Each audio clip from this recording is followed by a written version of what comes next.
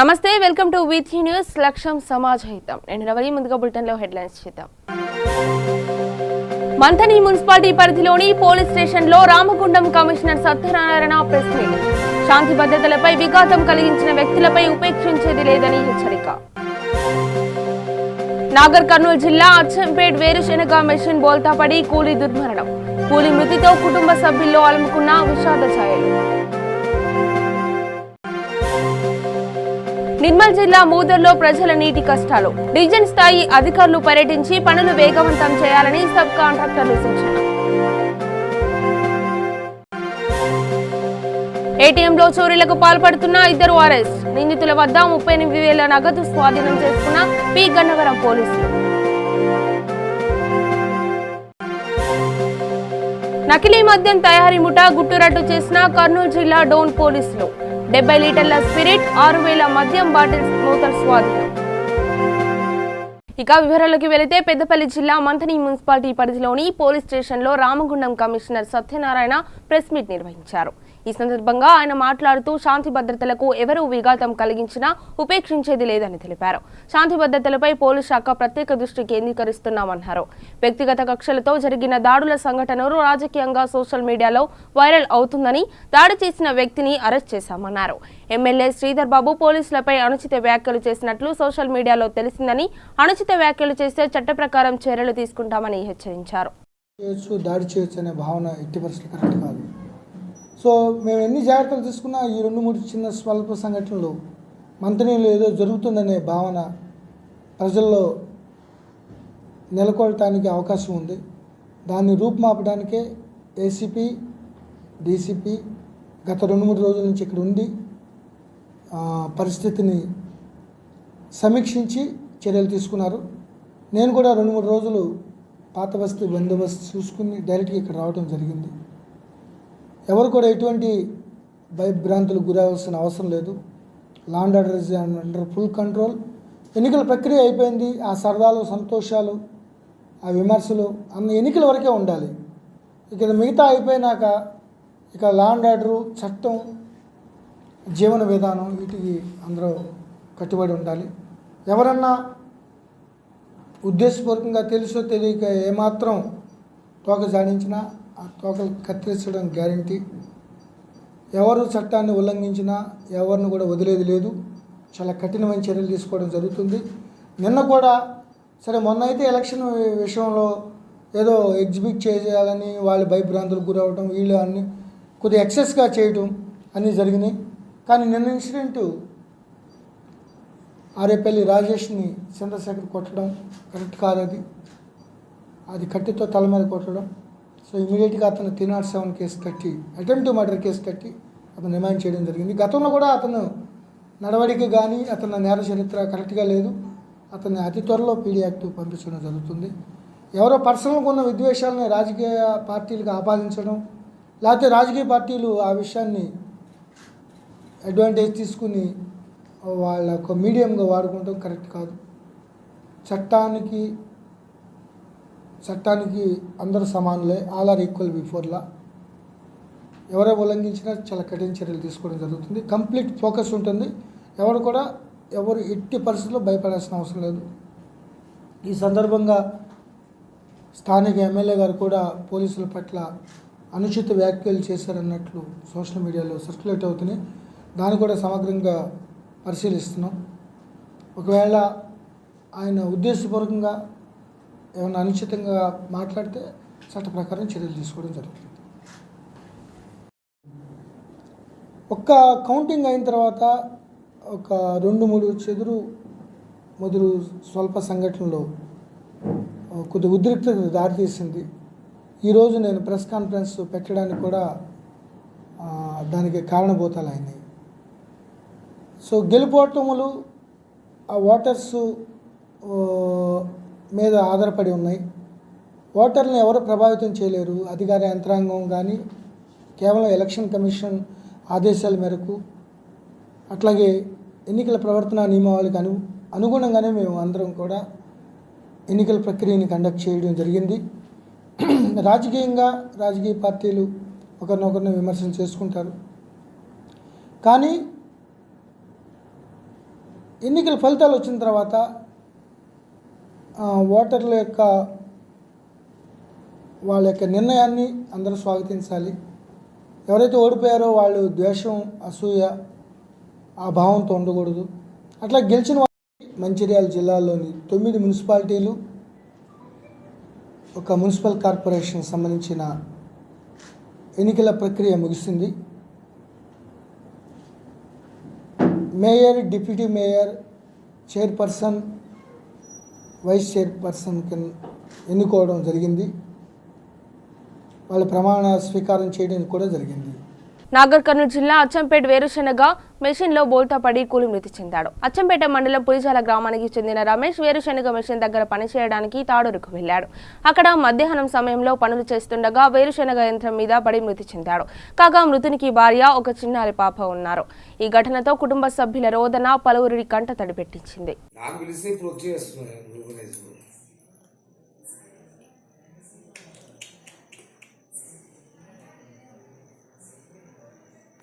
కొంచెం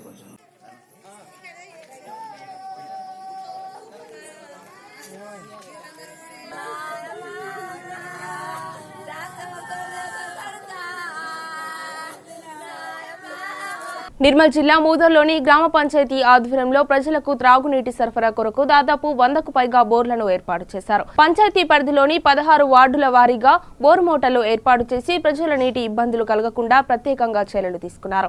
అయితే రాత్రి విద్యుత్ శాఖ ఆధ్వర్యంలో గ్రామ పంచాయతీకి ముందస్తుగా ఎలాంటి సమాచారం ఇవ్వకుండానే 20 బోర్ మోటార్లకు సంబంధించిన కలెక్షన్లను తొలగించారు. దీంతో ప్రజలకు నీటి కోసం ఇబ్బందులు గురయ్యారు. రీజన్ స్థాయి అధికారులు పర్యటించి పనులు వేగవంతం పెంచాలని సబ్ కాంట్రాక్టర్లకు సూచించారు.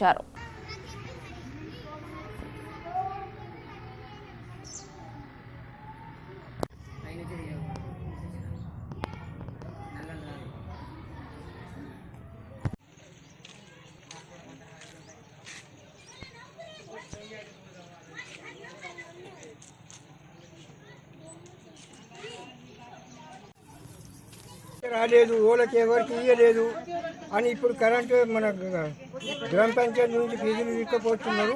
మరి మేము ఎక్కడ పోయి నీళ్ళు తెచ్చుకున్నారా? ఇక్కడ నూతి లేదు, ఏం లేదు, యాడికెళ్ళి తెచ్చుకుంటాం. అడగచ్చాక నీళ్ళు ఫీజులు తీసుకపోతే మరి మేము బతకట్లేదు చేయాలి.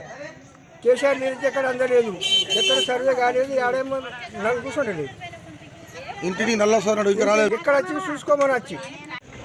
నమస్కారం. ఈరోజు ఎటువంటి సమాచారం లేకుండా విద్యుత్ మోటార్ల యొక్క ఫీజులు విద్యుత్ శాఖ వాళ్ళు ఎవరికి సమాచారం ఇవ్వకుండా తీసివేయడం జరిగింది. అందువలన ప్రజలకు చాలా ఇబ్బంది కలుగుతుంది. మా ముదోళ్ళు ఇప్పటి వరకు ఎటువంటి మిషన్ భగీరథ పనులు కూడా స్టార్ట్ కాలేదు. దాన్ని దృష్టిలో పెట్టుకొనైనా పై అధికారులు మాకు విద్యుత్ మోటార్ల యొక్క బిల్లులు చెల్లించమని ఒత్తిడి చేస్తున్నారు.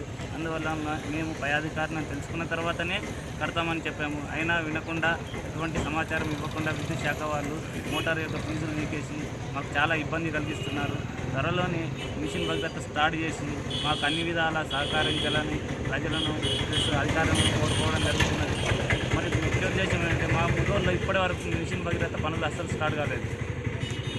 ఎందువలన మా ముదోళ్ళకు చిన్న చూపు ఇస్తున్నారో అసలు ఏం అర్థమవుతలేదు. ఎన్నిసార్లు పై అధికారులను విన్నవించినా కూడా స్టార్ట్ చేస్తామని చెప్తూనే ఉన్నారు. కానీ ఇప్పటి వరకు అసలు పనే జరగలేదు.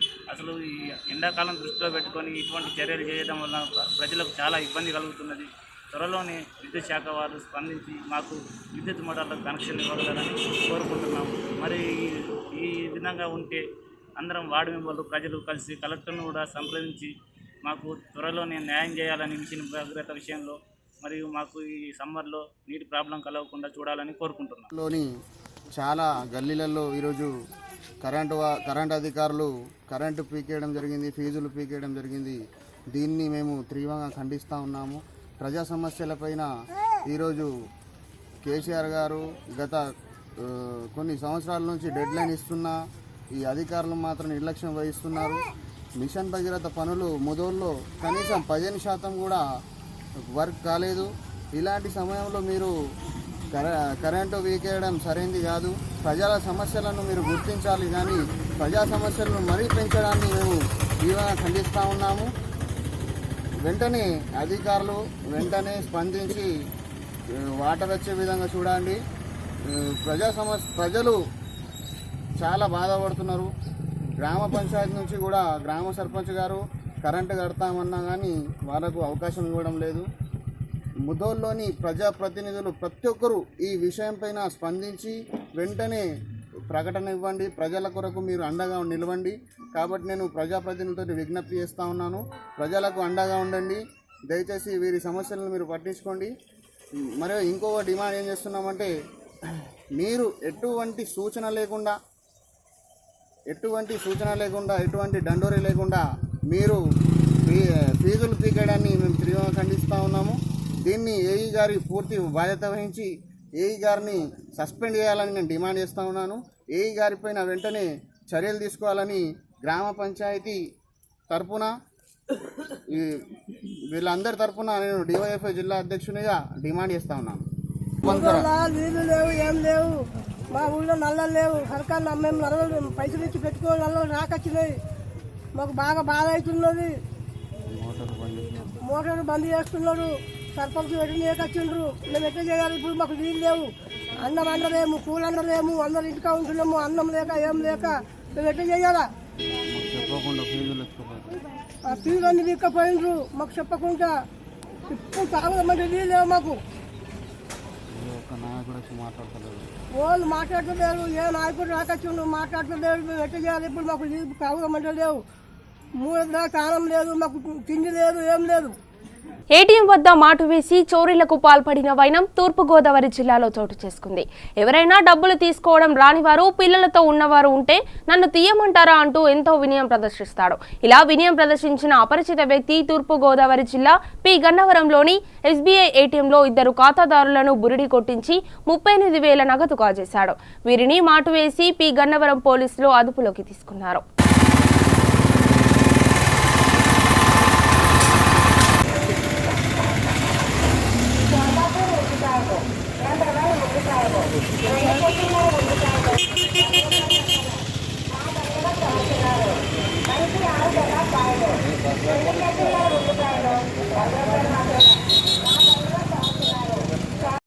మెసేజ్ పెట్టలేదు నా వల్ల కదని చెప్పి మెసేజ్ పెట్టలేదు.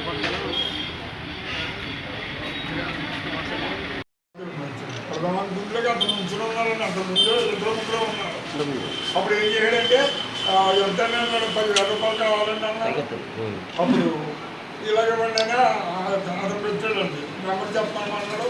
నేను సరిగ్గా అంటలేదు, నాకు అప్పుడు 30 అని చెప్పాను. నాకు చెప్పడంతో అందులో పెట్టి డబ్బులు రావట్లేదు అని అన్నాడు. ఇలా ఇచ్చాడు. అయ్యా డబ్బులు రావట్లేదు అన్నాడు. లేకపోతే ఇలా ఇచ్చేవాడు అన్నాను. ఈ తర్వాత ఈ అమ్మాయి పక్కన సంతపడుతుంది అమ్మాయితో, ఆవిడ కూడా నాకు చూడండి అన్నాడు. ఆవిడ నెంబర్ చెప్పిందండి, ఇందులో రావట్లేదు అన్నాడు. పిన్ నెంబర్ చెప్పారా? చెప్పారండి. అప్పుడు ఈ కార్డు జేబులో పెట్టుకుని ఆ కార్డు జేబులో ఈ కార్డు ఇచ్చాడు. మీకు తెలియలేదు? నాకు తెలియలేదు, అక్కడే ఉంచున్నాను కదండి. ఎప్పుడు మార్చేయడం కార్డు తెలియదా? తెలియదండి. మీరు ఏం చదువుతాం?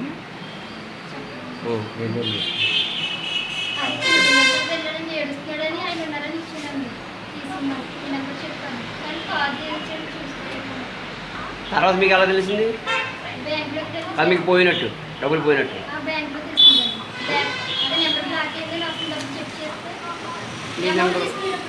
కాదు, ఆయన వెళ్ళిపోయాడు కదా పట్టుకుని.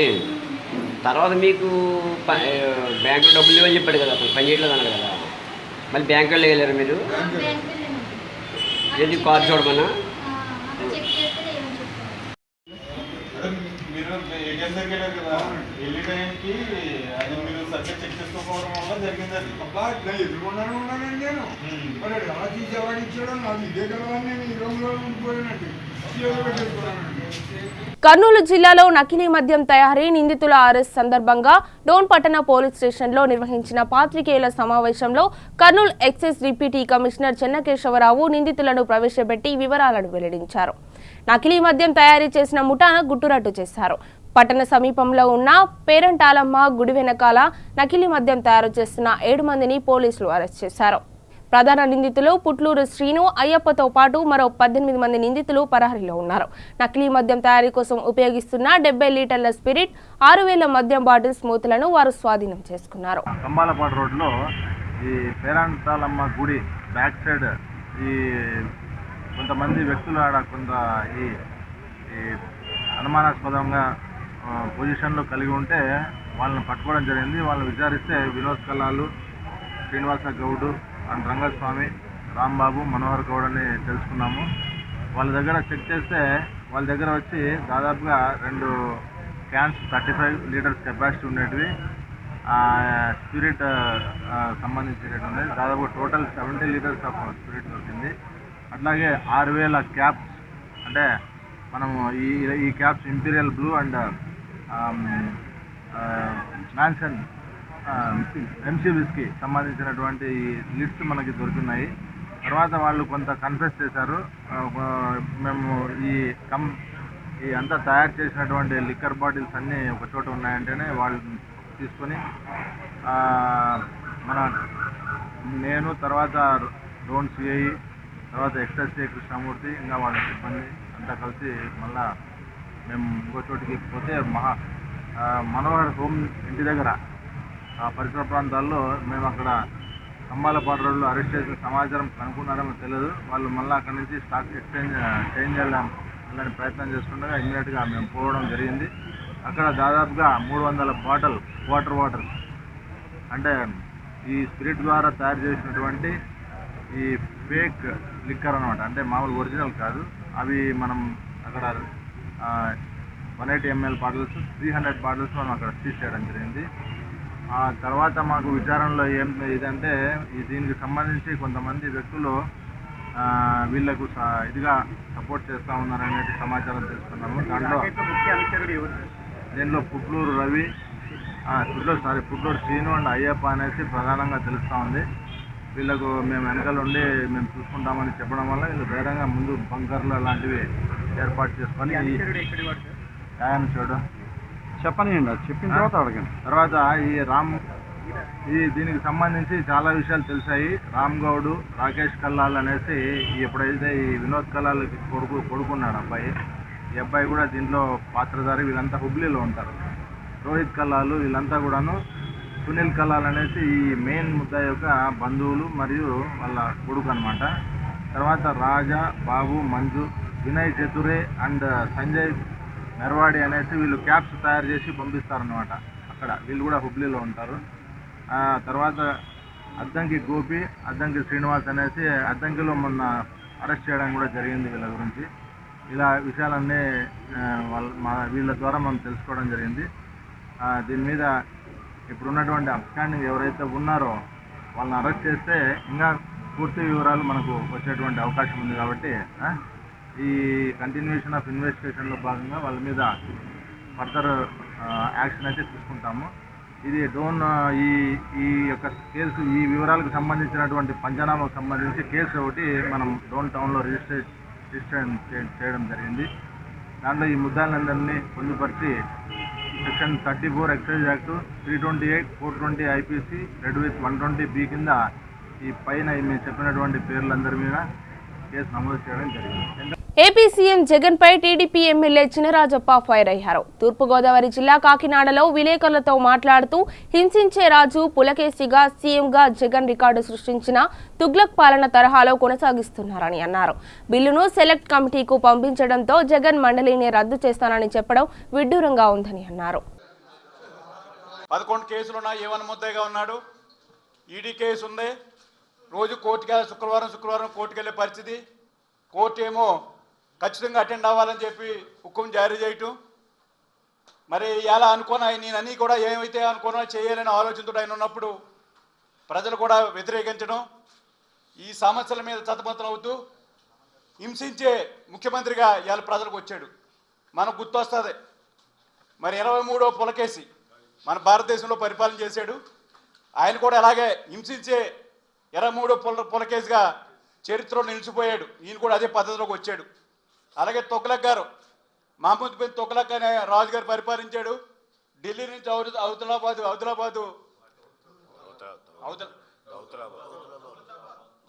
దౌలతాబాదు మార్చడం జరిగింది. మళ్ళీ దౌలతాబాద్ నుంచి మళ్ళీ ఢిల్లీ మార్చడం జరిగింది.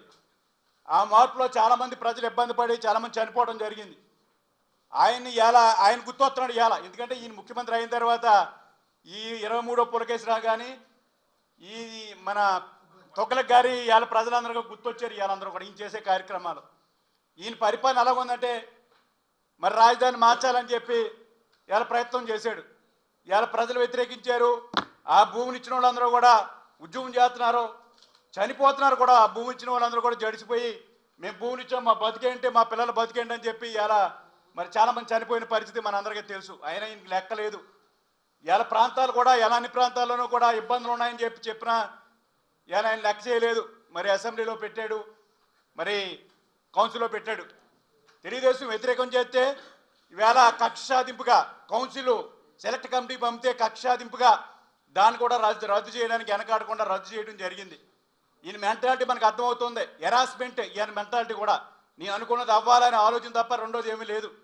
ఇలా ఈ రాజధాని పక్కన పెడితే, ఎందుకంటే ఈ రాజధానిని ఎందుకు తీసుకొచ్చాడంటే ఇలాంటి పరిపాలన ఉన్నది 7 నెలలు అయింది. 7 నెలల్లో కూడా ఒకసారి అభివృద్ధి కార్యక్రమాలు తీసుకుంటే ఈయన మొదటి నుంచి కూడా రాజధాని రద్దు కానీ, పోలవరం ప్రాజెక్ట్ ఆఫ్ చేయడం కానీ, పెట్టుబడులను వెనక్కపోవడం కానీ, ఈ గ్రామాల్లో అభివృద్ధి కుంటుపట్టడం కానీ, మున్సిపాలిటీల అభివృద్ధి కుట్టుపట్టడం కానీ, ఇలా ప్రజలకు వచ్చినప్పటికీ అనేక సమస్యల మీద ఇవన్నీ కూడా రద్దు చేయటం, ఇదే కార్యక్రమం తీసుకోవడం జరిగింది. ఇవాళ ప్రజలు కూడా భయాందోళన ఉన్నారు.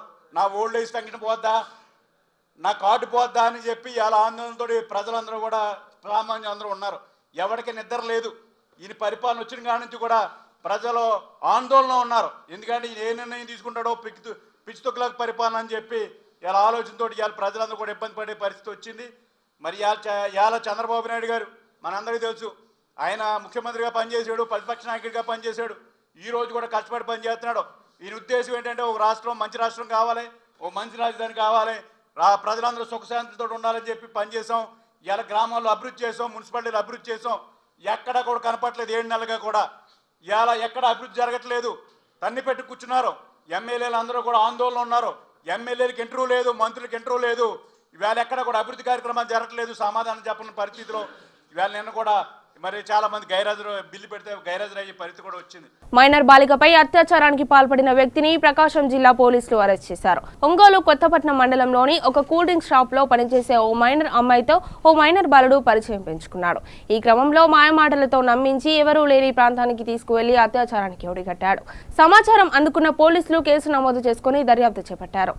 మొన్న 23వ తారీఖు రాత్రి 8 గంటల ప్రాంతంలో మన కొత్తపట్నం పోలీస్ స్టేషన్లో ఒక SC/ST అట్రాసిటీస్ యాక్ట్, అలాగే పోక్సా 6 విత్ రేప్ కేసు ఒకటి రిపోర్ట్ అవ్వడం జరిగింది. దాంట్లో ఈ యొక్క అమ్మాయి మైనర్ బాలిక. ఈ మైనర్ బాలికకు 15 సంవత్సరాలు ఉన్నాయి. ఈ అమ్మాయి కొత్తపట్నంలో ఒక షాపులో, ఒక డ్రింక్ షాప్లో, కూల్ డ్రింక్ షాప్లో పనిచేస్తుంది. ఈ పనిచేస్తున్న టైంలో 8:30 ప్రాంతంలో నైటు 22వ తారీఖుని నైటు బయటకు వచ్చి ఇంటికి వెళ్దామని, ఇల్లేమో పాదర్తి మా కొత్తపట్నం దగ్గరే సైడ్ని పాదర్తి రోడ్లో ఉంది, ఆడికి వెళ్దామని చెప్పి వెళ్తున్నప్పుడు అంతకుముందు పరిచయమైన ముద్దాయిలు ఇద్దరు, దీంట్లో నటరాజ్ వెంకటేశ్వర్లు ఇలియాస్ శివ 28 సంవత్సరాలు, ఇతను గోపాల్ నగర్లో ఉంటున్నాడు. ఇతను కొంచెం ఆటో ఒక డ్రైవరు ప్లస్ ఆటోస్ కూడా కొన్నిటిని అద్దెకి ఇస్తూ ఉంటాడు. ఇతనితో పాటు ఒక చట్టంతో ఘర్షణ పడిన బాలుడు, ఇతనికి 17 సంవత్సరాల చిల్లర ఉన్నది. ఈ కుర్రాడు పేస్ కాలేజీలో పాలిటెక్నిక్ చదువుతున్నాడు. ఇతను కూడా అక్కడే ఆ ఏరియాకి సంబంధించిన వాడే.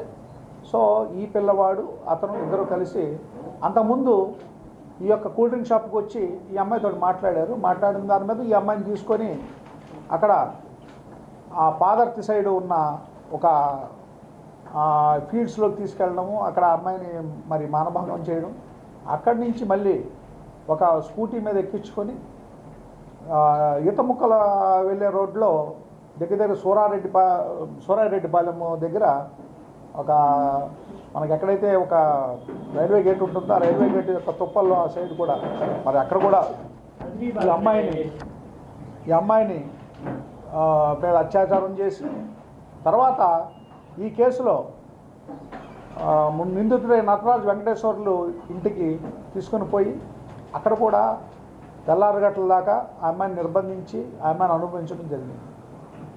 అమ్మాయి దానికి వ్యతిరేకిస్తే కొంచెం బీర్ అది తీసుకొచ్చి నోట్లో పోసి కూడా ఇబ్బంది పెట్టారు. ఈ కేసు ఆ మార్నింగ్ పూట బయటకు వచ్చిన తర్వాత ఇంటికి వెళ్ళింది పిల్ల. ఇంటికి వెళ్ళిన తర్వాత ఈ విషయం మొత్తం తెలుసుకొని తల్లిదండ్రులందరూ మరి కొత్తపట్నం ఎస్ఐ గారిని అప్రోచ్ చేయడం జరిగింది. మరి జరిగిన తర్వాత ఫస్ట్ ఈ కేసు బ్లైండ్ కేసు కింద మాకు రిపోర్ట్ అయింది. కర్నూలు జిల్లాలో బైక్ చోరీలకు పాల్పడుతున్న నిందితులను ఎమ్మిగనూరు టౌన్ పోలీసులు అరెస్ట్ చేశారు. వారి నుండి 5 బైక్లను పోలీసులు స్వాధీనం చేసుకున్నారు. వీరిపై గట్టి నిఘా పెట్టడంతో చాకచక్యంగా వ్యవహరించి ఆట కట్టించిన పోలీసులు వీరిపై కేసు నమోదు చేశారు.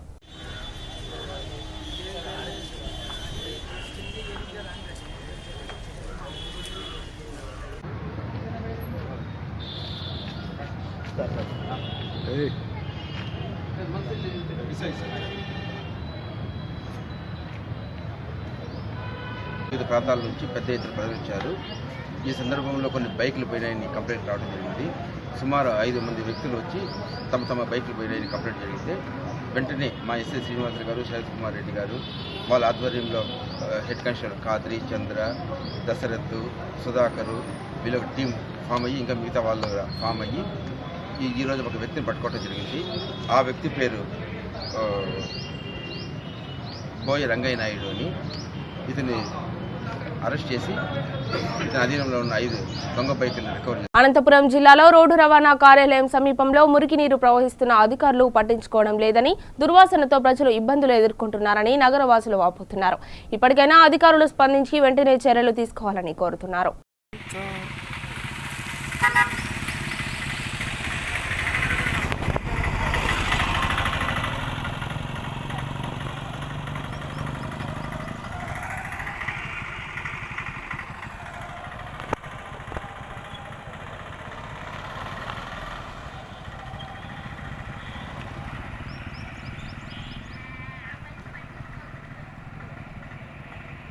తిరుమలలో నాగుపాము కలకలం సృష్టించింది. సప్తగిరి గెస్ట్ హౌస్ వద్ద ప్రత్యక్షమై భక్తులను హడలెత్తించింది. బుసలు కొడుతూ హడావుడి చేసిన నాగుపామును ఎట్టకేలకు బంధించడంతో భక్తులు ఊపిరి పీల్చుకున్నారు. ఉదయం సమయంలో జనావాసం మధ్యకు నాగుపాము రావడంతో భక్తులు ఒక్కసారిగా భయాందోళనకు గురయ్యారు. దీంతో పాములు పట్టే వాళ్లకు సమాచారం అందించడంతో పామును పట్టుకున్నారు.